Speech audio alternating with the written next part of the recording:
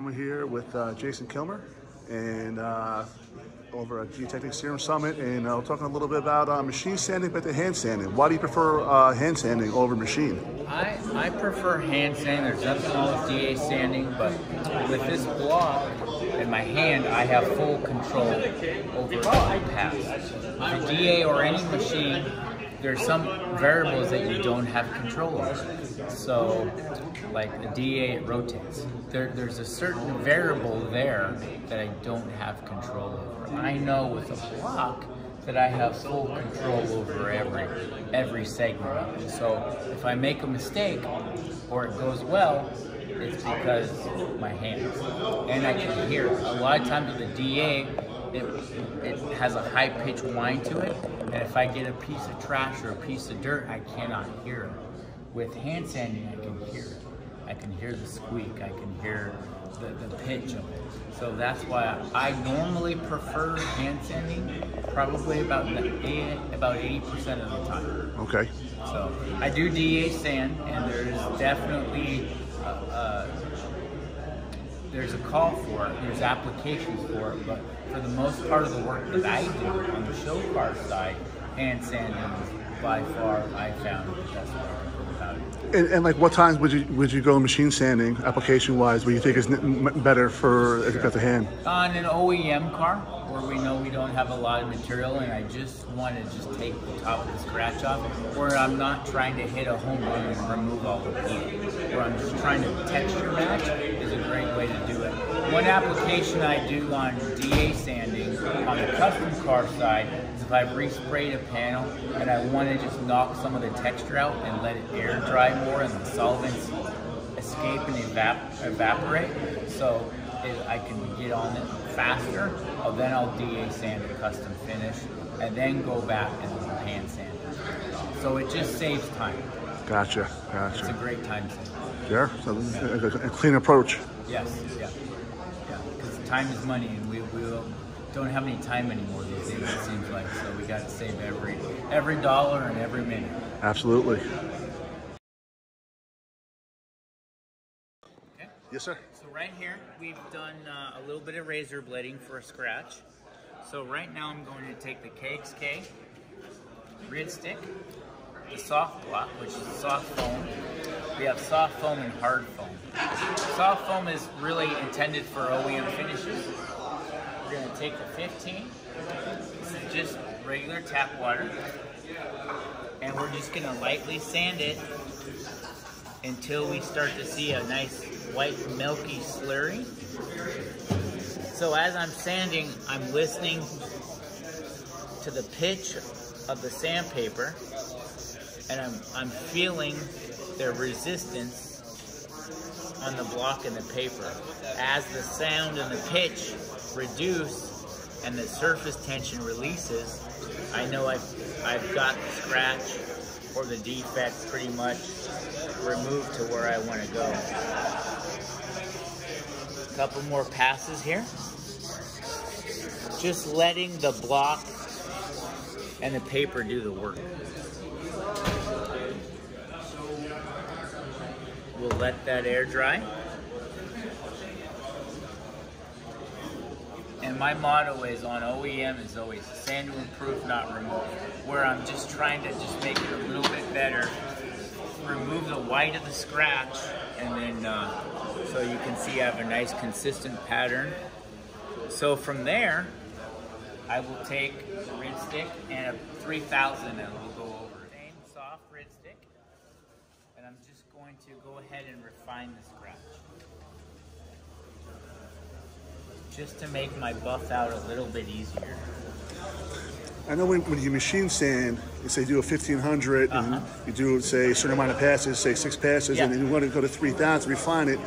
They said to double it. Is that the same way as the hand application? Yes. Okay. Yes. So if I'm making 10 passes, I want to make 20 or possibly even 30 passes. And again, we'll start to feel that resistance as the grit changes from 15 to 3000. So it's really important to pay attention through your hand and your ears, not so much your eyes. Just let your senses kind of take over. and then we'll check our progress here. And then we'll also want to work a larger area and kind of blend it out.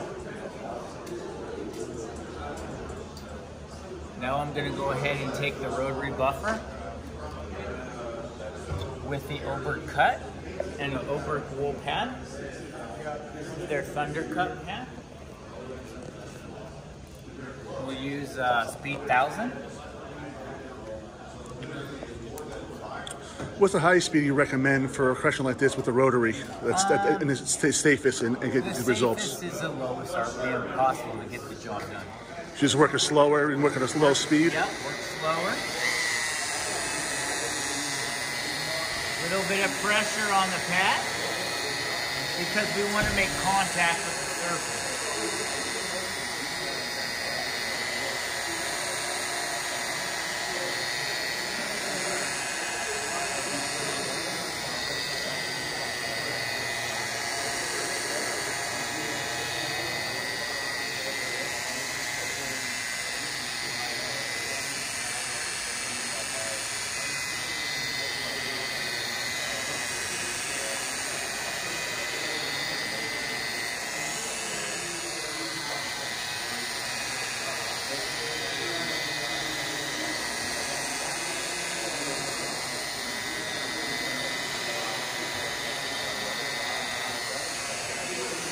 Go ahead and wipe off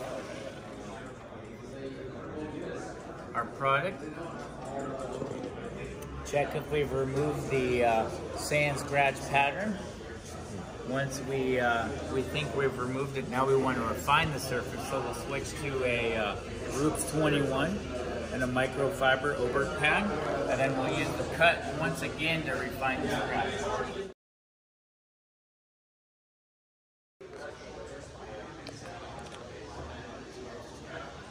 Speed 4, a little bit of pressure.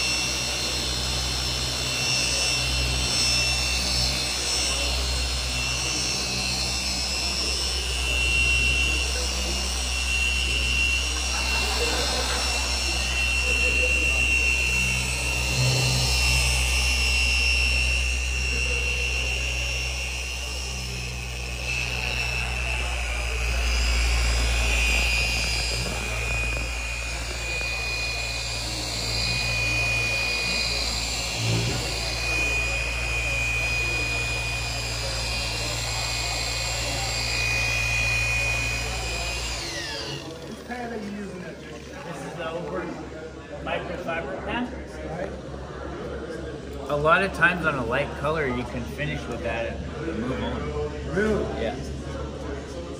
Because the finer I get it, the less polish time I have to do. Right. So which stage is this one here? Yeah. Yeah. We're still in the cutting stage. Okay. You see his light? You see how reflective it is? Yep. So now we'll switch. I like the yellow Oberk pad.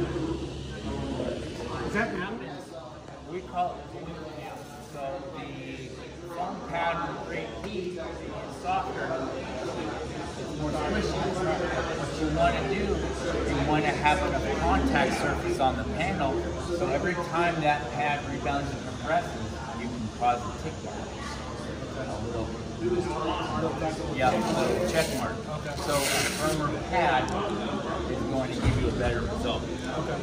So I may use 4 or 6 foam pads around the car. I don't throw them away, I just put them aside and don't do that.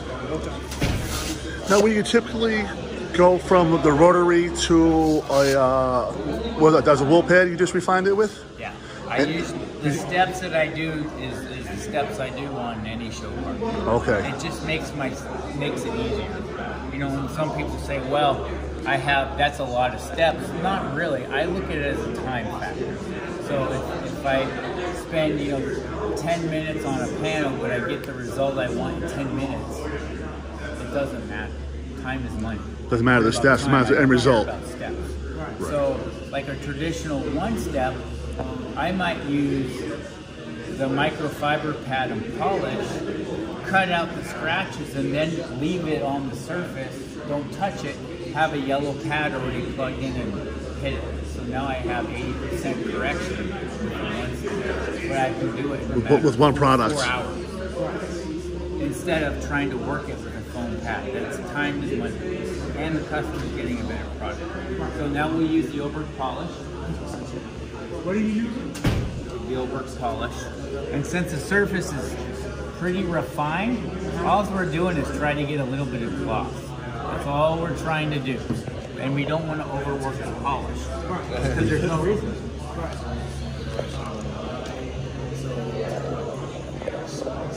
Speed 3.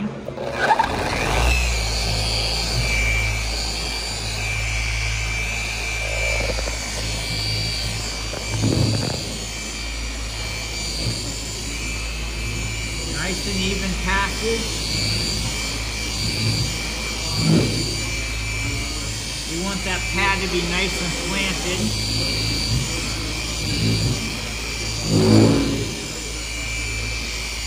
Yes, you use like a medium pressure? What's that? Like a medium pressure you're using? Yeah, medium pressure, but if you pay attention, the polisher is staying within my framework of my body. Right. So if I tilt up, I have more pressure here. And I want to keep that nice and level and even. That's going to reflect the surface better. It's going to have a better finish. You know, wipe it off. So do you use a Rufus DA polish? Oh yeah. Okay. I use it all.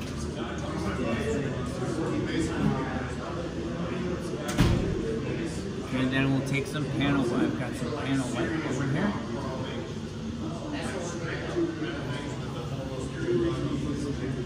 Do you panel wipe between steps? And that's just to remove any residue, so you work on a cleaner surface when you're correcting? Yep. Because if you think about paint's like skin. So if you were to put lotion on your skin, it's going to absorb. So it's going to give you a false hope of what it looks like. Because when it goes into the pores of the paint, whatever it is, even water can be a filler. Okay. So you want to remove that so you get the true idea, so you don't polish it and ready to coat it. You coat it, you're like, oh, I still have marks. Gotcha.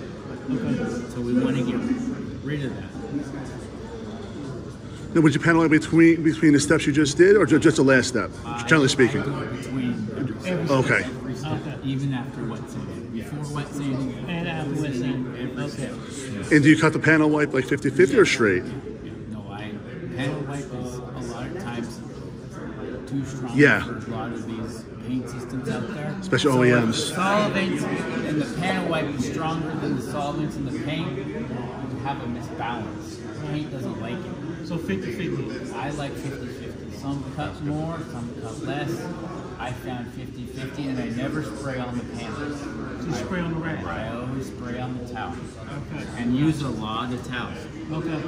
And no pressure. So the best way to get the most out of the towel It's forward. is you fold it up, even like this. You want a little bit of cushion. Right. And just back and forth movements, no pressure. Now come over here, use his light. And the best way to use a light is if you hold it 4 feet off the panel. See it look? Now bring the light closer. See, it gives you a false sense. Yeah, bring it up, bring the light up. So when you check your progress, if you had a handheld light, you want to hold it at a 45-degree angle, like 4 feet away. See the light? So what are you using? 4,000, 4,500? For what? For light. Oh, 5,000 K daylight. Okay. Daylight is important. Okay. So that. Look at the forth and pick a vertical and horizontal surface that's straight, and then that'll give you the idea of where you're at. So if you're working with an OEM, better off just doing a microfiber or wool pad and like step it down as opposed to like standing, obviously spot sand when you need to, depending on the correction needed. Yeah, I mean, you can definitely use this system to take out scratches, the root heads, and you don't need a rotary, but I find efficiency-wise faster for me to get out with the rotary. Get in, get out, get scratches out. Now I have just a light wool scratch to take out that's consistent, and then I can go from there. No pressure, just float the blocks. Right. There you go. That's it. And then actually we'll use a D. We'll use a D, and I'll show you.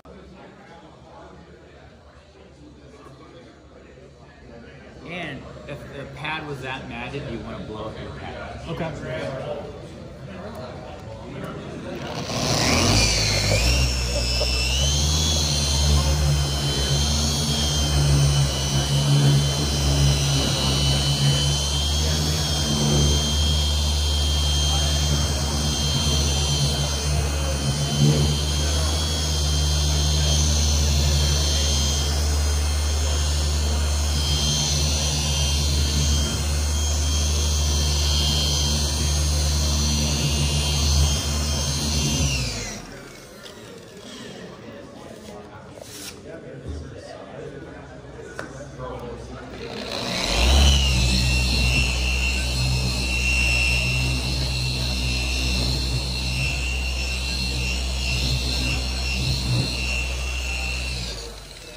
I'm done.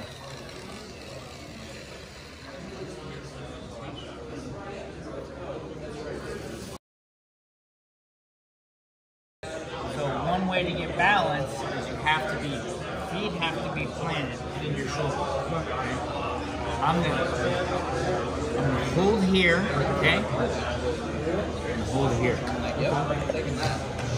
If I want to go that way, I tilt it my wrist this way. If I want to go this way, I tilt it this way. Opposites. Yep. And if I want to apply more pressure, I apply more pressure here. I just press down.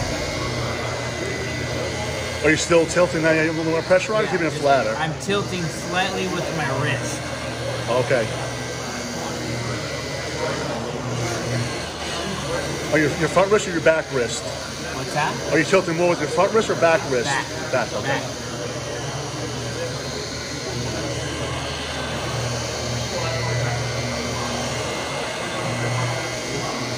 If I'm buffing an edge, the key with an edge is you want the center of the tool, the spindle, to be on this side of the edge. If you're over here, what's going to happen is these fibers are going to roll into the edge. One way to adjust that is to come here and then tilt it away from the edge. Because if I don't, what's going to happen, these fibers are going to dig down and burn, and then also they're going to come around and burn from here. So it's going to burn from down and then burn from up. So how you do that is you tilt your wrists on the inside and then put pressure. So let me give you a demonstration.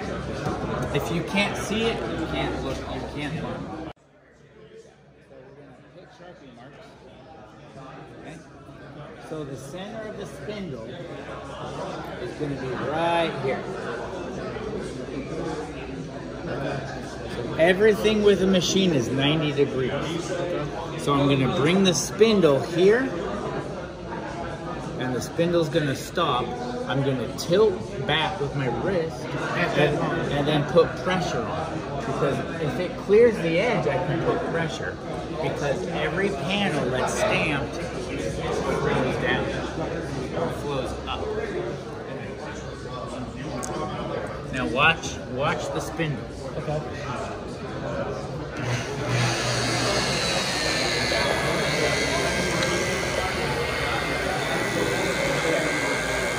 I can tilt into the edge all day long now. Right. I'm actually tilting into the edge. Okay.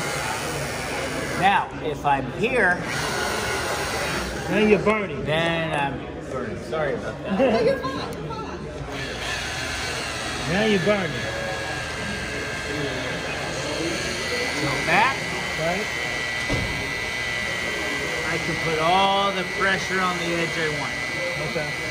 Come back, look at my scratch, attack it, attack it.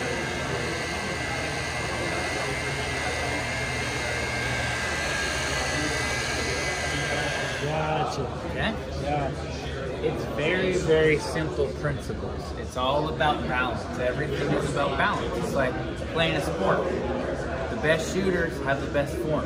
Right. The best running backs stay low center. Best gravity. stands, yeah. The best race car drivers see in front of them. Right. They don't look to the side. They just see where they go and shoot the gap. Right. This is the exact same thing. Okay. It's all about body movement. When you come to a corner like this, now, this is essentially a hard line right here. If I were to do a straight edge, that buffer, if I buff like this, is going to hit 100% of this area 100% of the time. Okay. That will cause you to thin out paint. I don't care what tool you use. To compensate for that, you want to come in at an angle. Okay. So we draw a line here. Right. Okay? We want to come this way or this way.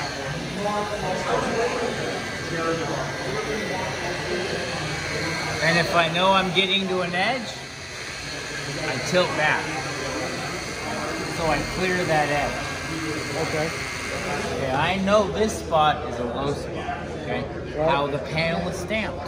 So what I want to do is I want to be able to see So that. you're bringing it off like this? Yes, yes. Everything on a machine revolves around here and tilt either this way, or this way. Okay. It's just a simple tilt.